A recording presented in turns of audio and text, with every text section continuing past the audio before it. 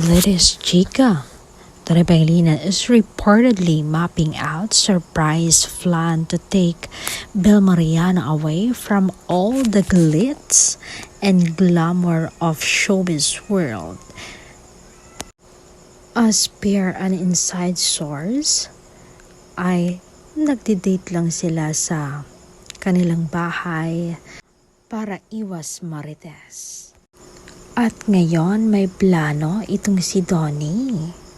Donnie is very romantic. He's been desperate to take Bel Mariano away on a proper break where they can totally detach from all their responsibilities and just focus on each other for a little while, claim the source.